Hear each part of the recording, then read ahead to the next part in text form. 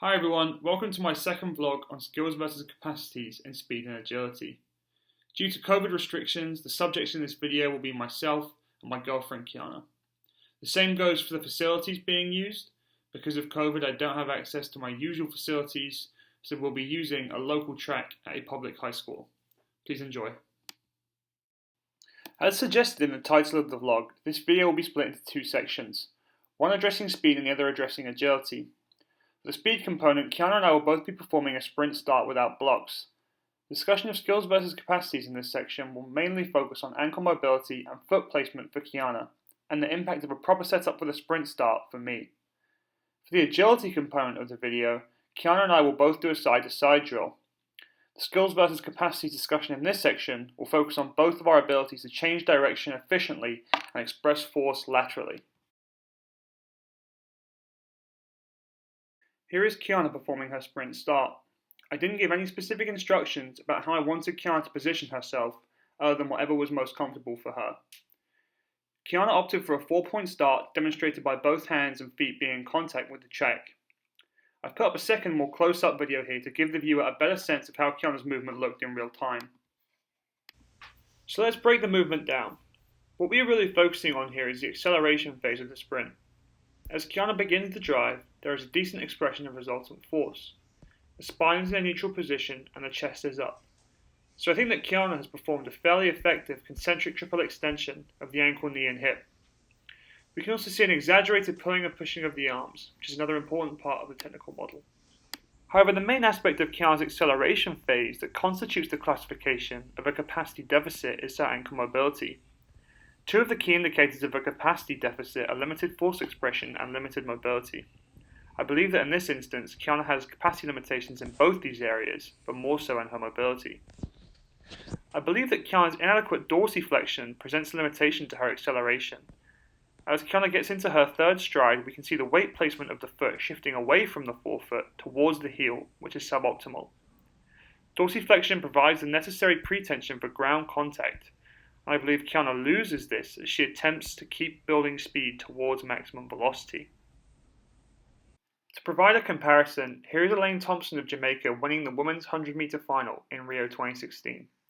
As she comes past, notice her forefoot placement. The contact time is quick and effective and her heel almost never even touches the ground. To verify my concern about Kiana's lack of dorsiflexion, I did a quick ankle screening using chair pose, a popular yoga position that I also find helpful for assessing ankle mobility. Upon assessing Kiana's position, it became clear that she was only able to sit comfortably at a relatively steep angle, indicating tightness in her Achilles. This confirmed my belief that Kiana was exhibiting a capacity deficit. Whilst Kiana does regularly run, she is not and never has been a sprinter. But for the purposes of this vlog, my suggestion was to incorporate banded and standing ankle stretches into her daily routine. If I were to regularly coach Kiana towards being a stronger sprinter, I would also incorporate more plyometrics into her weightlifting routine in order to stimulate higher peak force expression. Here's my sprint start. Like Kiana, I also adopted the starting position I felt most comfortable with, which was a 4-point start without blocks. In terms of assessing the movement, I believe I am exhibiting a significant skill deficit. To demonstrate how I came to this conclusion, I am going to break down the more close-up video. Upon review, it is clear that from the outset, I didn't set myself up well to accelerate effectively. This is demonstrated by the positioning of my rear foot. I believe the foot is too far back, and when I begin to drive, I'm not able to express force efficiently. This creates a weak push-off point, which I believe also contributed to a less effective concentric triple extension, as you can see here.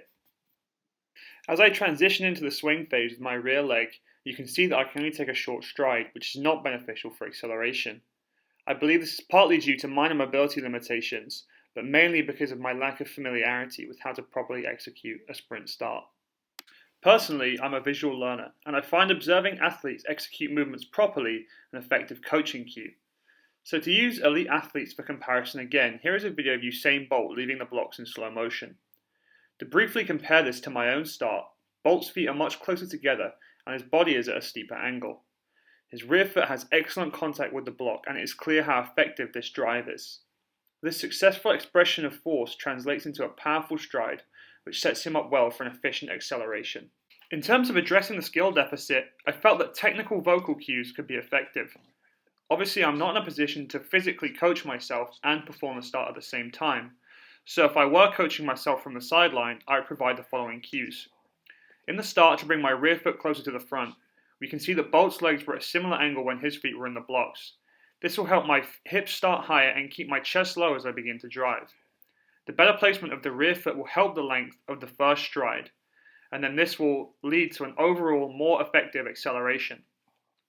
I believe that this video with amendments based on these cues is a more effective sprint start and acceleration towards maximum velocity. For the agility portion of this vlog, I opted for a side-to-side drill, popular in football training. I chose this drill because it combines both a lateral shuffle and a change of direction, which for both Kiana and I is a movement pattern outside our athletic experiences. I've also inserted closer up videos here of the direction changes so that they can be seen in more detail.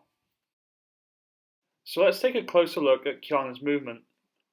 There are some aspects of Kiana's lateral shuffle that I think are effective. Kiana does a decent job of using her arms to stabilize herself and keeps her head level.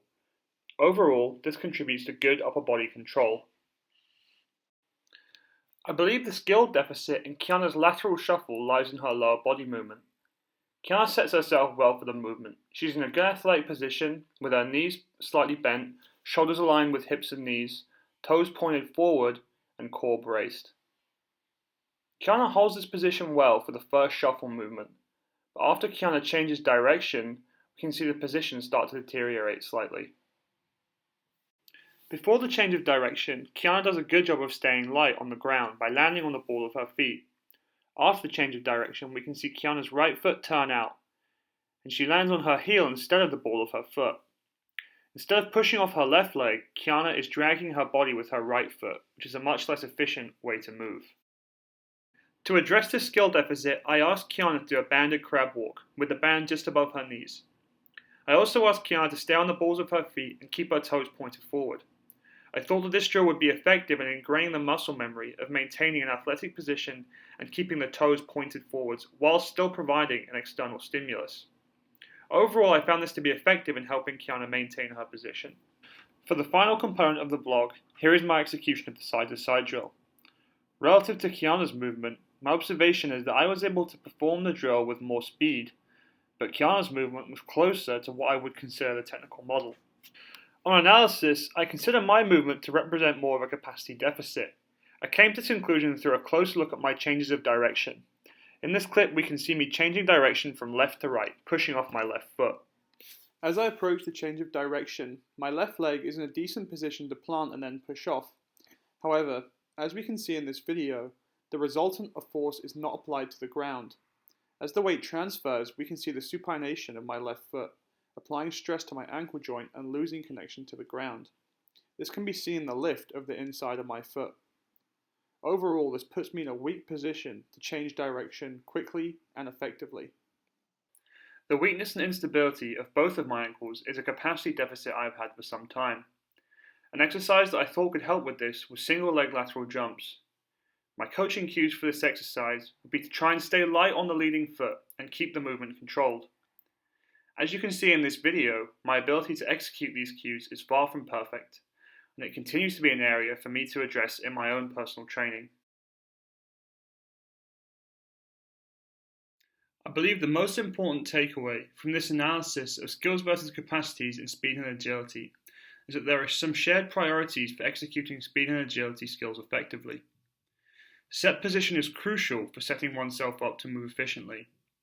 In the sprint start, the foot positioning strongly influenced the effectiveness of the triple extension and transition from the acceleration to the max velocity phase. This was demonstrated in my own attempt at the sprint start. For the side-to-side drill, Kiana particularly demonstrated the importance of setting in a strong athletic position. When she lost this position, she lost speed, which is an important component of overall agility. Thank you for watching.